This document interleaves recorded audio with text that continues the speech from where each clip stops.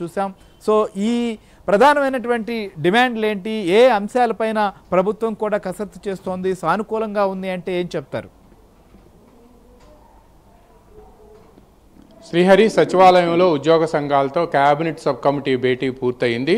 వాళ్ళందరినీ కూడా 5:30కి అందుబాటులో ఉండాలి అని చెప్పి సబ్ కమిటీలో ఉన్న మంత్రులు ఆదేశించారు. ముఖ్యమంత్రి నివాసం వద్ద కొద్దిసేపట్లోనే ఈరోజు సాయంత్రం 6 గంటలకు ప్రకటన ఉండే అవకాశం ఉంది. ప్రస్తుతం ముఖ్యమంత్రి చంద్రబాబు నాయుడు పార్టీ సెంట్రల్ ఆఫీస్లో ఉన్నారు.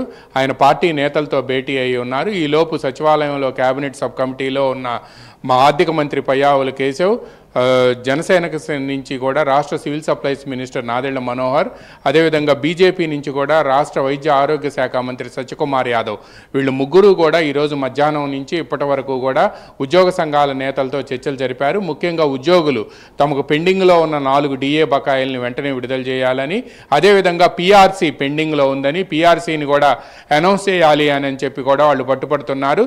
దీంతోపాటు ఎంప్లాయీస్ హెల్త్ స్కీముకు సంబంధించి ఇన్సూరెన్స్ ఏదైతే ఉందో అవి కూడా సరిగ్గా హాస్పిటల్స్ ఆనర్ చేయటం లేదని, దీనివల్ల ఉద్యోగులు ఇబ్బంది పడుతున్నారని, వీటన్నిటికీ మించి ఎవరైతే రిటైర్ అయ్యారో, పదవీ విరమణ చేశారో ఆ ఉద్యోగులకి గ్రాట్యుటీ కానీ ఇతర బెనిఫిట్స్ కూడా వెంటనే రావడం లేదని, పెన్షన్ ఫిక్సేషన్లో కూడా అనూహ్యమైన జాప్యం జరుగుతుంది అని పేరుతో వీళ్ళంతా చెప్పారు.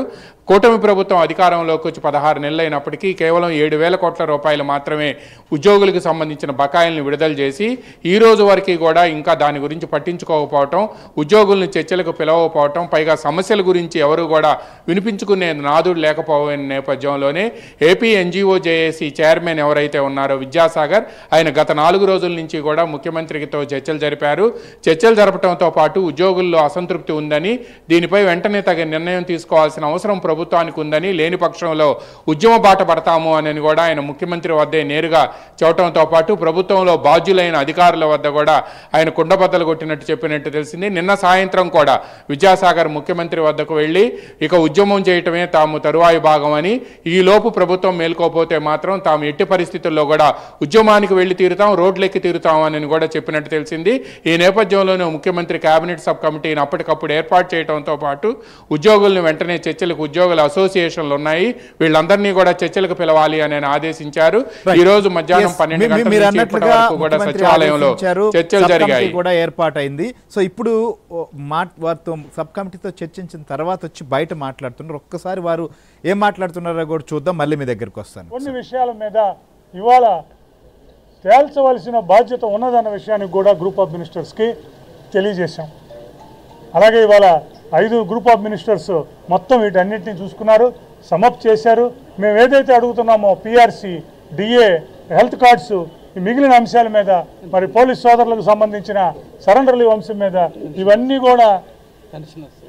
కూడా ఇది చేస్తూ ఉన్నారు. ముఖ్యంగా మా పెన్షనర్స్కి సంబంధించి ఎడిషనల్ క్వాంటమ్ ఆఫ్ పెన్షన్ ఏదైతే పాత ప్రభుత్వం మీరుండగానే, చంద్రబాబు నాయుడు గారు ముఖ్యమంత్రిగా ఉండగానే ఎడిషనల్ క్వాంటమ్ ఆఫ్ పెన్షన్ 2018లో ఇచ్చారు. గత ప్రభుత్వం దాన్ని తగ్గించడం జరిగింది. దాన్ని పునరుద్ధరించమని అడుగుతున్నాం. దానికి అయ్యే ఖర్చు కూడా చాలా తక్కువ ఉంది. 4,40,000 మంది పెన్షనర్స్కి ఉంటుంది. దాన్ని కూడా వాళ్ళ దృష్టికి తీసుకొచ్చాం. ముఖ్యంగా పదవీ విరమణ చేస్తున్న ఉద్యోగులకు సంబంధించి వాళ్ళు చనిపోతున్నారు, వాళ్ళకు సంబంధించిన పదవీ విరమణ బెనిఫిట్స్ కూడా తీసుకోకుండా చనిపోతున్నారు. కాబట్టి మిగతా అన్నింటినీ జీపీఎఫ్లు, ఏపీజీఎల్ఐలు, గ్రూప్ ఇన్సూరెన్స్, కమ్యూటేషన్ మీద కొంత ప్రోగ్రెస్ ఉన్నది, కానీ గ్రాట్యుటీ మీద, మెడికల్ రీఎంబర్స్మెంట్ బిల్స్ మీద ప్రోగ్రెస్ లేదు. కాబట్టి వాటిని మీద దృష్టి సారించమని చెప్పి కూడా ఫైనాన్స్ మినిస్టర్ గారికి తెలియజేశాం. ఫైనాన్స్ మినిస్టర్ గారు, అలాగే నాదెండ్ల మనోహర్ గారు, సత్యకుమార్ గారు, చీఫ్ సెక్రటరీ గారు వీటన్నిటినీ సోదాహరణంగా విని దీన్ని బ్రీఫ్ చేసుకుని కంక్లూజన్ ఇచ్చి ఇప్పుడు ముఖ్యమంత్రి గారితో మాట్లాడటానికి వారు ముఖ్యమంత్రి గారి నివాసానికి వెళ్ళారు. 5:30 జాయింట్ స్టాఫ్ కౌన్సిల్లోని 15 మంది ప్రధాన సంఘాల అధ్యక్షులందరినీ ముఖ్యమంత్రి గారి అక్కడికి పిలవటం జరిగింది. మరి ముఖ్యమంత్రి గారి నివాసంలో 5:30 గంటలకు జరగబోయే కార్యక్రమంలో ఈ ఉద్యోగుల డిమాండ్స్కు సంబంధించి కొన్ని ఫలప్రదమైన నిర్ణయాలు జరగాలని, ఉద్యోగులకు నిజమైన దీపావళి రావాలని చెప్పి మరి ఏపీ జేఏసీ పక్షాన, ఏపీ ఎన్జిఓస్ అసోసియేషన్ పక్షాన కోరుకుంటున్నాం. ఇప్పుడు మా AP JAC secretary general, UTF ప్రధాన కార్యదర్శి అన్న కేఎస్ఎస్ ప్రసాద్ గారు మాట్లాడారు. చెప్పండి. 2 డిఏలు డిఏలు 2 ఇస్తే సర్దుకుంటాం, 1 ఇస్తే సర్దుకుంటాం అన్న చర్చ ఇక్కడ జరగల.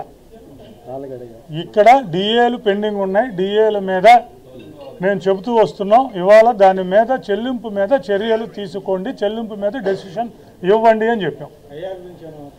పిఆర్సీ కమిటీ ఐఆర్ గురించి అందరం అడిగాం.